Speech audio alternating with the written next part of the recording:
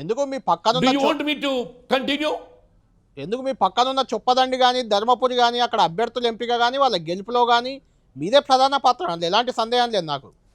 నేను ఒక్కరికి వ్యక్తిగతంగా నేను ఏదో చేశాను చెప్పడం లేదు కళ్యాణ్. ఇప్పుడు నీకు జగిత్యాల ప్రాంతంతో నీకున్న అనుభవం తెలుసు. ఈ ప్రాంతంలో మీరు స్టాఫర్గా మీరు ఇక్కడ పనిచేసిండ్రు.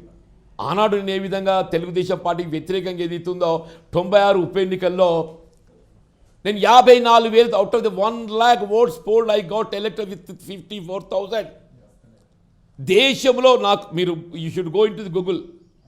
దేశంలో ఒక ఉప ఎన్నికల్లో ఒక ప్రతిపక్ష పార్టీ అభ్యర్థి 73% ఓటే పోల్ చేసుకుని ఉదంతం ఉంది అని చెప్పంటే నేను it has to be verified. 73% as an opposition. నేను గెలిస్తే ఎక్కడ కూర్చుంటా? ప్రతిపక్షాలు కూర్చుంటా. But Jagtial people wanted me.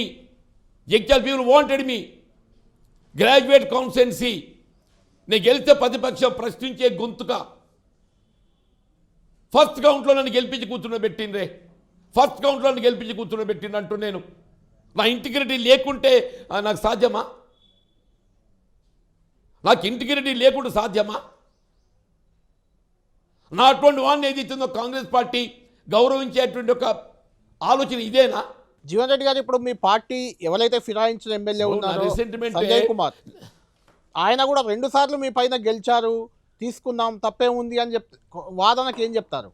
ఇప్పుడు ఆయన గెలిచినందుకు నేను ఆయన అభినందిస్తున్నా. ప్రజాభిప్రాయం అనేది ఎన్నికల్లో గెలవడం. ఇప్పుడు నేను మొన్నటి ఎన్నికల్లో శాసన మండలి అవకాశానికి ఇంకో 20 మాసాలు ఉన్నాయి కాబట్టి ఎందుకు తొందరపడుతుందని చెప్పి ఒకటి వచ్చింది. రెండోది ఏదైతుందో ఇప్పుడు మిత్రుడు అరవింద్ గారు కోర్టులకు వెళ్ళి ఎమ్మెల్యేగా పోటీ చేసిండే. ఆయన ఎక్కడ గెలుస్తున్నారని చెప్పి మొత్తం ముస్లిం ఓటు అంతా పోలరైజ్ అయ్యి అక్కడ గెలిచే అవకాశాలు ఎవరికి మెరుగున్నాయని చెప్పి బీఆర్ఎస్కు మొగ్గినాయి.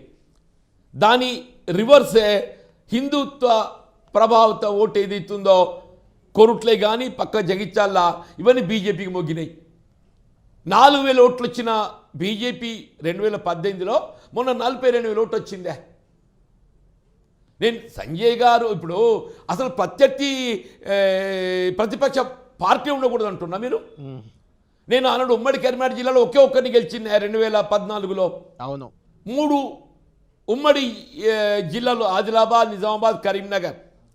మిత్రుడు విఠల్ రెడ్డి గారు ముధోల్కి వెళ్ళి గెలిచి బీఆర్ఎస్లోకి మారిన తర్వాత నేను ఒకే ఒక్కరిని 32 స్థానాలకు మరి అప్పటి కంటిన్యూస్గా గెలుచుకుంటూ వచ్చిన. రేపు 96 గెలిచిన, 99 గెలిచిన, 2009 గెలవలేకపోయాను.